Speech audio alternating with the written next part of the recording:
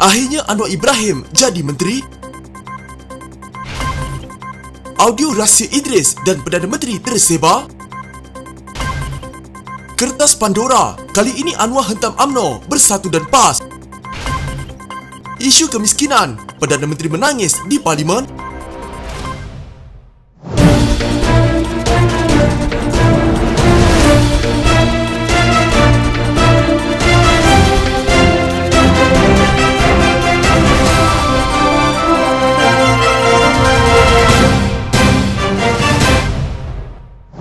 Perdana Menteri Ismail Sabri Yaakob menyerahkan surat pengesahan untuk menaik taraf pejabat ketua pembangkang menjadi setaraf dengan pejabat menteri. Menurut Setiausaha Organisasi DAP, Anthony Loke, dengan perubahan itu Anwar Ibrahim akan mendapat pelbagai kemudahan seperti seorang menteri. Menurut hantaran Ahli Parlimen Seremban itu lagi, perubahan kedudukan itu dimaklumkan sendiri Ismail Sabri kepada Anwar sebelum mesyuarat kedua jawatan kuasa pemandu Memorandum Persefahaman MOU, Transformasi dan Kestabilan Politik di antara Kerajaan Pusat dengan Pakatan Harapan. Pertemuan tersebut diadakan di bilik mesyuarat Parlimen. Sebelum mesyuarat bermula, Perdana Menteri menyerahkan surat pengesahan kepada Ketua Pembangkang untuk menaik taraf status pejabat Ketua Pembangkang dengan kemudahan-kemudahan yang setara dengan pejabat menteri, katanya. Putrajaya dan Pakatan Harapan menandatangani MOU pada 13 September lalu yang menyaksikan kedua-dua pihak mencapai persefahaman dalam beberapa aspek bagi mencapai kestabilan politik dalam negara. Melalui MOU itu, kerajaan menjanjikan beberapa pembaharuan termasuk reformasi Parlimen, Undi 18, had jawatan seseorang Perdana Menteri dan kebebasan Badan Kehakiman. Sebagai balasan, Pakatan Harapan yang menjadi blok pembangkang terbesar di Dewan Rakyat akan menyokong atau berkecuali dalam Undian 82022 dan Undang-Undang Perbekalan atau Keuangan berkaitan dengannya. Ia dengan syarat penggubalan belanjawan dan rang undang-undang yang berkaitan dengannya dirunding dan dipersetujui secara bersama antara kerajaan dan Pakatan Harapan. Pakatan Harapan juga akan menyokong atau berkecuali dalam sebarang RUU yang boleh ditafsirkan sebagai undi percaya dengan syarat perangkaannya turut dirunding dan dipersetujui secara bersama. Kata Loke, mesyuarat membincangkan perkembangan pelaksanaan agenda-agenda pembaharuan yang dipersetujui bersama baru-baru ini. Menurutnya, beberapa pindaan perlembagaan persekutuan akan dibentangkan dalam persidangan Parlimen yang akan datang. Kata bekas Menteri Pengangkutan itu, mesyuarat jawatan kuasa terbabit akan diadakan sekali setiap 2 minggu. Mesyuarat seperti ini membawa satu budaya politik yang baru untuk negara kita. Walaupun ada perbezaan politik di antara parti, kita tetap boleh duduk bersama untuk berbincang dan mencari titik persamaan demi kepentingan negara, katanya. Dan kau tahu tak, hari ni aku receive semua pujian, semua tahniah Datuk. Orang UMNO pun tahniah aku. Dan Haji Said very close to you kan. Haji Said Yusof, Datuk Said Yusof kata Datuk Said punya Yusof punya komen cukup sedap. Ini adalah akibat kerana kerakusan Rauf yang mengaut hasil ekonomi negeri dan memperhatikan kepada kumpulannya sahaja. Nampak? Aku cakap kau ni based on aku punya perasaan. 1 tahun setengah Adli dah offer aku. Tak apalah. Tak apa, kau cakap apa benda kau dah cakap aku. Aku listen. Okay. What do you want me to do now? Kalau boleh, hold dulu. Pasal akan efek. Aku juga, ada orang akan kata, Perdana Menteri tak boleh nak kontrol. Aku hormat ke Zahid, dan aku tak nak. Bila aku tanya Rauf telefon, Rauf patut lepas jumpa Zahid, jumpa aku. Lepas tu dia telefon, aku tak jadi jumpa kau sebab tak settle. Kata settle, okey lah. Baik, kau tahu, ada orang tanya Rauf kenapa kau tak call dia. Dia kata go to hell lah, dia kata. Apa si bodoh tu boleh buat?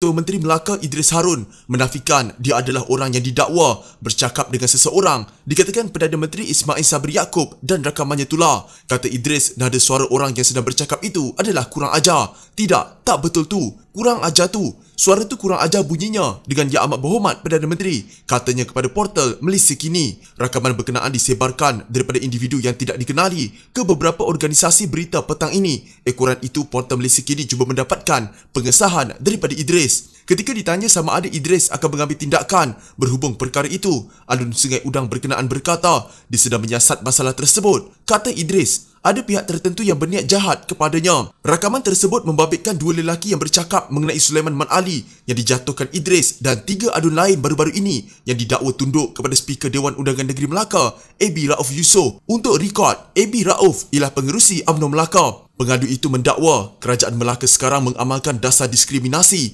terhadap orang bukan Melayu di negeri berkenaan. Seorang lagi lelaki terbabit kedengaran memberi perhatian kepada aduan tersebut, namun pada masa sama cuba meyakinkan individu terbabit agar memikirkan semula keinginannya mahu menarik balik sokongan kepada kerajaan Melaka. Dia juga tidak berminat untuk melibatkan DAP dalam kerajaan Melaka, bahkan mendakwa dia juga menolak untuk membentuk kerajaan perpaduan dengan parti terbabit di peringkat persekutuan. Mereka juga mendakwa AB Rauf kononnya membincangkan krisis Melaka hanya dengan Presiden UMNO Ahmad Zaid Habidi dan mengabaikan Ismail Sabri selaku Perdana Menteri. Pengadu juga menyesal tidak ada pemimpin kanan UMNO lain termasuk Ahmad Zahid yang menghubunginya bagi mendapatkan maklumat berhubung apa yang berlaku di Melaka. Idris bukanlah orang baru dalam politik. Selain menganggotai Majlis Tertinggi UMNO selama bertahun-tahun, dia juga menjadi Ketua Menteri Melaka dari 2013 hingga 2018.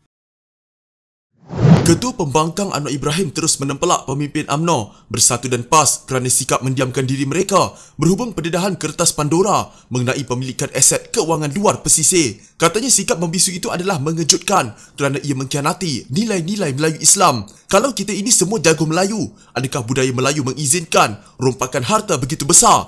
Hasilnya disebut sama ada perniagaan halal, rasuah, pembalakan, penyeludupan dadah, pemberdagangan wanita. Hal ini belum dengar daripada pejuang Melayu dan juga pejuang Islam. Ada percanggahan antara apa yang dilaungkan pihak perjuangan hak, tapi kita izinkan kebatilan, katanya di Dewan Rakyat. Menurut Anwar, bahawa ada pemimpin dibenarkan untuk memunggah kekayaan keluar negara, sedangkan negara terus miskin, jutaan rakyat menganggur dan ramai yang kelaparan. Anwar Pakatan Harapan Port Dickson berkata demikian ketika membantah keputusan Speaker Dewan Rakyat Azhar Harun yang menolak rayuannya untuk membahaskan kertas Pandora atas dasar teknikal. Timbalan Speaker Rashid Hasnun berkata rayuan yang dikemukakan semalam itu ditolak kerana tidak memenuhi notis 2 hari. Hari ini adalah hari terakhir untuk sesi debat semasa. Sementara itu, ketika mencelah bidasan Anwar itu, Muhammad Sabu, Pakatan Harapan Kota Raja, secara berseluruh mendakwa Ketua Pembangkang itu cemburu terhadap mereka yang memiliki kekayaan di luar negara. Port Dickson, janganlah cemburu. Kita nak belajar macam mana nak cari duit. Saya sudah 4 penggal menjadi anggota parlimen, tetapi tak ada juta duit, kata Presiden amanah itu. Anwar sebaliknya menasihatkan Muhammad supaya tidak belajar perkara-perkara seperti itu yang hanya akan membawa kerugian. Saya saran Kota Raja jangan belajar hal ini. Kesannya orang Islam merempat, orang Melayu susah. Negara akan muflis hancur, katanya. Anwar menegaskan bahawa dia hanya mahukan perbahasan dan agar kerajaan memberi ruang untuk siasatan ke atas aliran keluar modal oleh rakyat Malaysia.